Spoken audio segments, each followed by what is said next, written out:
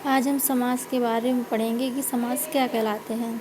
समास शब्द दो शब्दों सम, संक्षिप्त एवं आस, कथन शब्द के मेल से बना है, जिसका अर्थ है संक्षिप्त कथन या शब्द।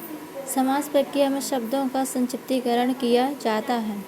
समास दो या अथवा दो से अधिक शब्दों से मिलकर बने हुए नए सार्थक शब्द को समास कहते हैं। तो समास क्या कहलाते हैं? जो दो या दो से अधिक शब्दों से मिलकर बने हुए होते हैं और जो उनका नया अर्थ होता है वो कुछ और होता है। समास रचना में जो है प्रायः दो पद होते हैं।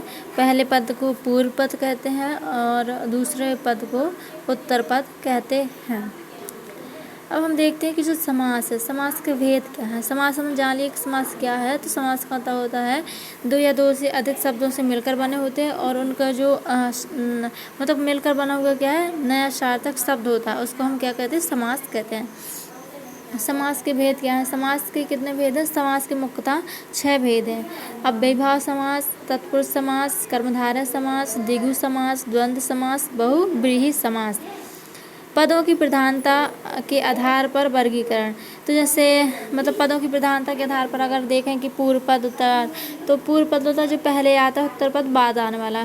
तो पूर्व पद प्रधान होता है जिसमें वो अव्ययीभाव समास कहलाता है। जिसमें उत्तर पद प्रधान होता है वो तत्पुरुष, कर्मधारय और द्विगु समास होते हैं। और जिसमें दोनों पद प्रधान होते हैं द्वंद्व समास, और दोनों पद अप्रधान बहुव्रीहि समास। क्योंकि बहुव्रीहि समास क्या होता है?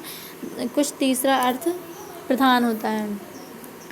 अव्ययीभाव समास पहला हम देखते हैं समास के भेद में। अव्ययीभाव समास, जिस समास का पहला पद या पूर्व पद अव्यय तथा प्रधान हो उसे अव्ययीभाव समास कहते हैं।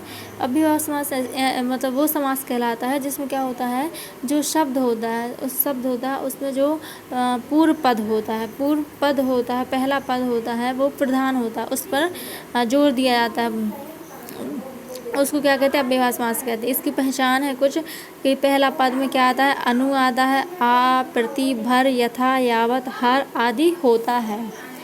जैसे कि हम देखते हैं प्रति प्लस दिन, तो प्रतिदिन।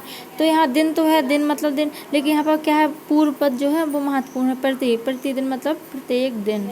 जैसे आ प्लस जन्म, तो यहाँ पर आ प्रधान है क्योंकि आ जन्म मतलब क्या है? जन्म से लेकर। तो इस तरह जो इसके पूर्व पद होता है वो प्रधान होता है अव्ययीभाव समास में। अब आता है तत्पुरुष समास। तो जिस समास में बाद का अथवा उत्तर पद प्रधान होता है तथा दोनों पदों के बीच का कारक चिन्ह लुप्त हो जाता है उसे तत्पुरुष समास कहते हैं। जैसे मतलब तत्पुरुष समास वो कहलाता है जिसमें क्या होता है? उत्तर पद प्रधान होता है और यहाँ पर क्या होता है कि जो कारक चिन्ह होता है वो क्या है? लुप्त हो जाता है। जैसे राजकुमार, तो अपन राजकुमार का अगर संधि विग्रह करेंगे तो क्या करेंगे? राजा का कुमार। तो यहाँ पर जो राजा का जो कारक चिन्ह था उसका क्या है? इधर पर लोप है। जैसे रचनाकार, तो रचनाकार क्या कहलाता है? रचना को करने वाला। तो यहाँ पर जो इसका जो कारक चिन्ह वो लोप है। इस प्रकार से हमने तत्पुरुष समास को देखा। अब हम देखते हैं कर्मधारय समास। जिस समस्त पद का उत्तर पद प्रधान हो तथा पूर्व पद व उत्तर पद में उपमान, उपमेय तथा विशेषण विशेष का संबंध हो, कर्मधारय समास कहलाता है। कर्मधारय समास तो किसे कहते हैं? जिसमें क्या हो? उपमान, उपमेय वाली बात हो, मतलब कि किसी की किसी से उपमा की गई, किसी वस्तु की किसी दूसरी वस्तु से उपमा की गई हो या फिर विशेषण विशेष हो। इसकी कुछ पहचान है कि जब हम इसको विग्रह करते हैं तो विग्रह करने पर दोनों पद के मध्य में है जो या के समान आदि आते हैं। जैसे कमल नयन, तो कमल के समान नयन, तो यहाँ पर क्या आता है? के समान आया। तो ये इसकी क्या है? पहचान है। जब हम विग्रह करें तो जब के समान या है जो आए तो इससे हमें पता चल जाता है कि ये कर्मधारय समास है। द्विगु समास।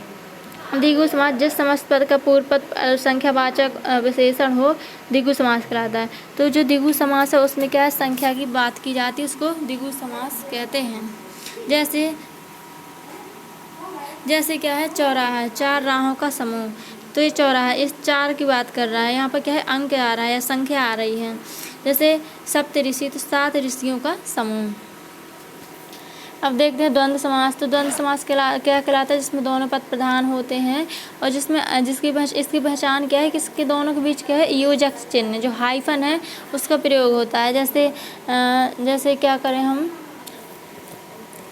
जैसे नदी नाले, तो नदी और नाले, तो और क्या है इसके बीच का जो योजक चिन्ह है, या फिर और विग्रह करने पर आ रहा है तो इससे क्या है कि इसे द्वंद्व समास में आता है। जैसे कि ऊंच नीच, आगे पीछे, गुण दोष, तो ये सब क्या है? द्वंद्व समास के एग्जाम्पल है। अब बहुब्रीहि समास, जिस समस्त पद में कोई पद प्रधान नहीं होता, दोनों पद मिलकर किसी तीसरे पद की ओर संकेत करते हैं, उससे क्या कहते हैं? बहुब्रीहि समास कहते हैं। तो इसमें क्या होता है कि जो दो पद मिलते हैं वो दो पद क्या है? किसी तीसरे पद की ओर इशारा करते हैं, तो उसको हम क्या कहते हैं? बहुब्रीहि समास कहते हैं। जैसे लंबोदर, तो लंबोदर में हम क्या कहेंगे? जिस लंबा है उधर जिसका, अर्थात कौन? गणेश। तो ये जो लंबोदर शब्द है ये किसकी ओर इशारा कर रहा है? किसी तीसरे वस्तु की या किसी तीसरे व्यक्ति की ओर इशारा कर रहा है, तीसरे अर्थ की ओर इशारा कर रहा है, तो ये क्या है? बहुब्रीहि समास में आता है। तो इस प्रकार से हमने आज समास के बारे में देखा, शायद समझ में आया होगा।